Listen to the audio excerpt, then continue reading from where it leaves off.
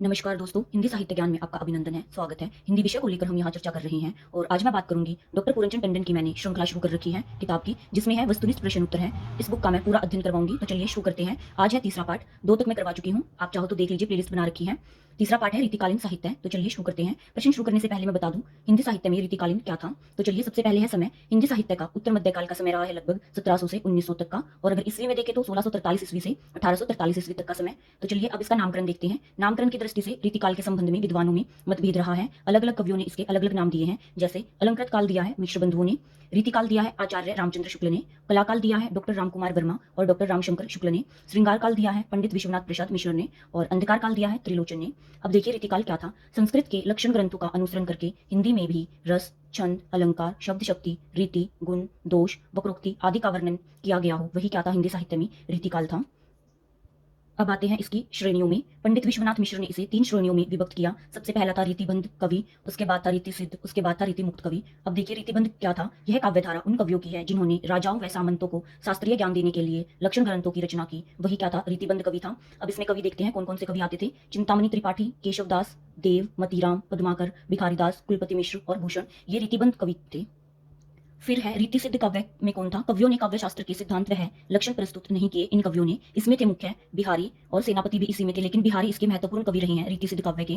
फिर है रीति मुक्त। रीति मुक्त के जो कवि थे उन्होंने न तो लक्षण ग्रंथ रखे और न ही नियमों के अनुसार काव्य रचना की, बल्कि इन्होंने अपने स्वतंत्र मन के अनुसार काव्य को सृजन किया। और इसके प्रमुख कवि थे घनानंद, आलम, बोधा, द्विजेव आदि प्रमुख कवि थे। तो चलिए अभी प्रश्न से शुरू करते हैं।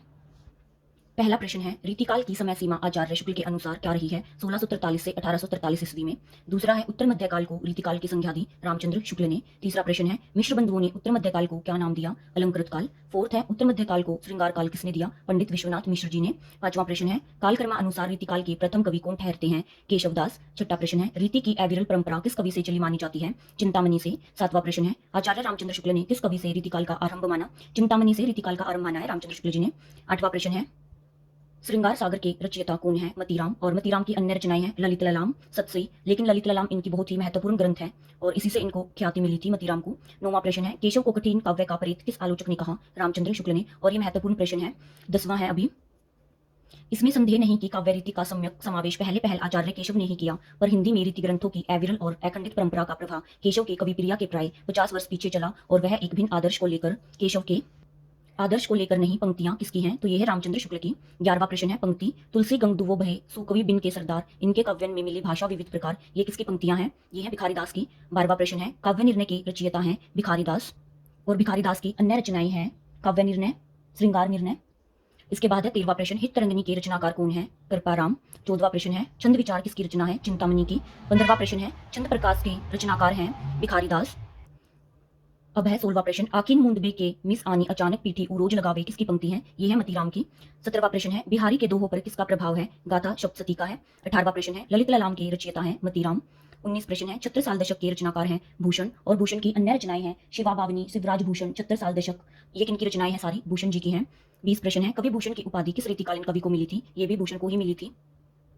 21 प्रश्न है कवि कुल कल्पतरु किसकी रचना है, ये है चिंतामणि की। 22 प्रश्न है अलंकार पंचाशिका किसकी रचना है, ये है मतीराम की, और मतीराम की अन्य रचनाएं हैं ललित ललाम, सतसई। 23 प्रश्न है आलम केली के रचनाकार कौन है, बोधा, आलम, घनानंद ठाकुर, तो इसके हैं आलम जी। तो आज के इस वीडियो में हम करेंगे 23 तक के ही प्रश्न, आगे के हम अगली वीडियो में करेंगे। तब तक के लिए बाय, मिलते हैं अगली वीडियो में।